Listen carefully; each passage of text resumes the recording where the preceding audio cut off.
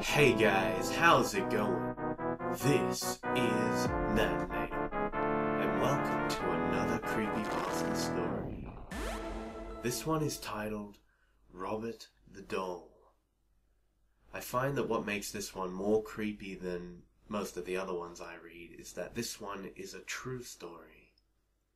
Now, as always, turn out the lights, get comfortable, and let the story begin. In the late 1800s, Thomas Otto and his family moved into a mansion at the corner of Eaton and Simonton Streets in Key West, Florida, now known as the Artist House. The Ottos were known to be stern with their servants, sometimes even mistreating them. It was the treatment of one such Haitian servant that provides a twist in this story. This woman was hired to take care of their son, Robert. One day, Mrs. Otto supposedly witnessed her practicing black magic in their backyard and fired her. Before she left, the woman gave Robert a lifelike doll which stood 3 feet tall, had buttons for eyes, human hair, believed to be Robert's, and was filled with straw. Dolls that resembled children were not unheard of during this time, but this one proved to be special. Robert named the doll after himself and often dressed it in his clothes. Robert, the doll, became his trustworthy companion. He took it with him on shopping trips into town. The doll had a seat at the dinner table where Robert would sneak at bites of food when his parents weren't looking. Robert would even be tucked into bed with the boy at night. Soon this innocent relationship took on a strange nature. Soon after, Robert chose to be referred to by his middle name, Jean, after being scolded by his mother. He told her that Robert was the doll's name, not his. Jean was often heard in his toy room having conversations with Robert. Jean would say something in his childish manner, and responses could be heard in a much lower voice. Sometimes Jean would become very agitated, worrying the servants and his mother.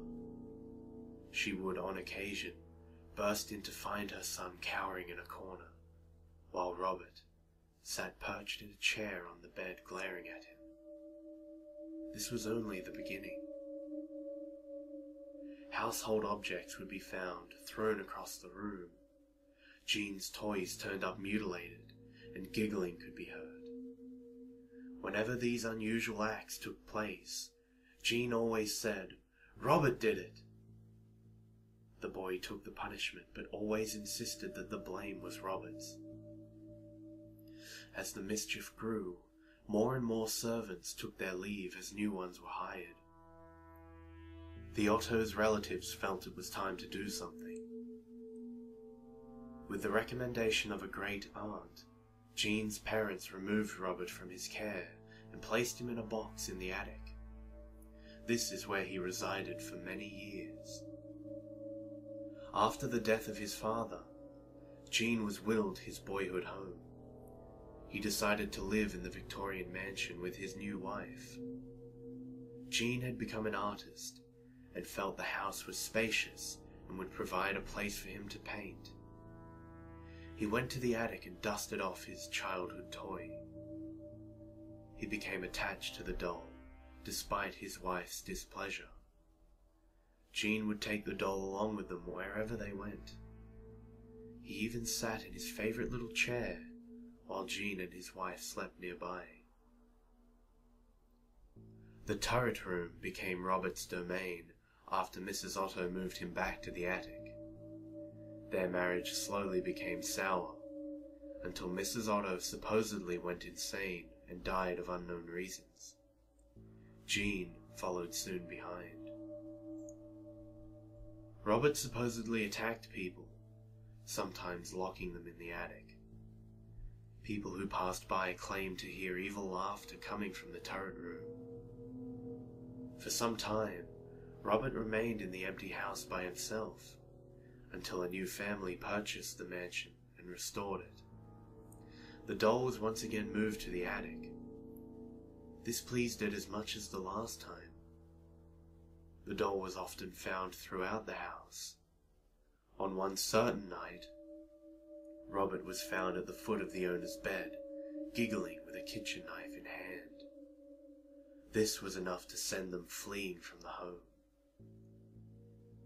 Robert was later moved to the East Martello Museum in Key West, where he sits perched in a glass box. Despite his new living quarters, the doll is believed to not have given up his menacing ways. Visitors and employees claim they've seen the doll move. His smile has been known to turn into a scowl. One employee cleaned Robert, turned off all the lights and left for the night. The next day, he returned to find lights turned on, Robert sitting in a different position than the night before, and a fresh layer of dust on his shoes. Some say he'll even curse you. If you want to take a picture of him, you must ask politely. He'll tilt his head in permission. However, if he doesn't, and you take the picture anyway, a curse will befall upon you and anyone who accompanied you to the museum. The same will happen if you make fun of him. To this day, Robert remains at the East Martello Museum in his sailor suit, clutching his stuffed lion, continuing his menacing ways.